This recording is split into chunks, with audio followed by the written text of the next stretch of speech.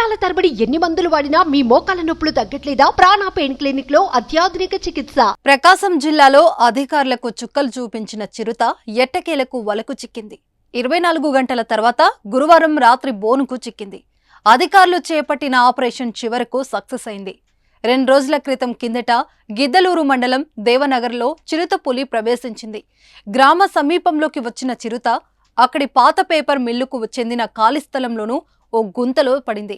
ఈ విషయాన్ని బుధవారం సాయంత్రం తెలుసుకున్న గిద్దలూరు అటవీశాఖ అధికారులు సురక్షితంగా బయటికి తీసుకొచ్చేందుకు ప్రయత్నాలు చేశారు.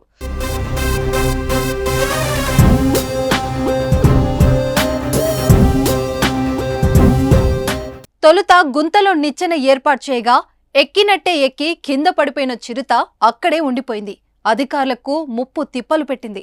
చివరికి గుంతలో నీటిని నింపి గుంతకు బోనును అతి సమీపంలో ఉంచేలా ఏర్పాట్లు చేయడంతో ఎట్టకేలకు గురువారం రాత్రి బోనులో చిక్కింది.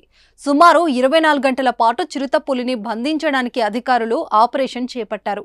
చిక్కిన చిరుతను ప్రత్యేక వాహనంలో గిద్దలూరు అటవీశాఖ పరిధిలోని నల్లమల్ల అటవీ ప్రాంతంలో వదిలిపెట్టారు.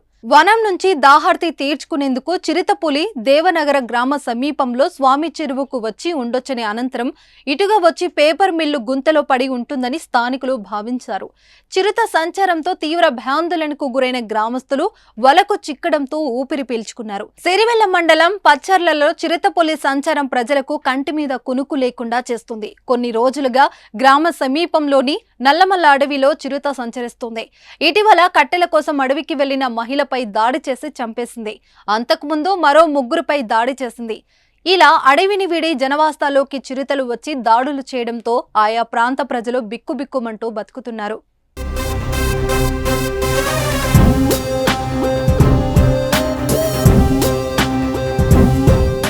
సుమన్ టీవీలో మీ పర్సనల్ అండ్ బిజినెస్ ప్రమోషన్స్ కోసం కింది నెంబర్కి కాంటాక్ట్ చేయండి.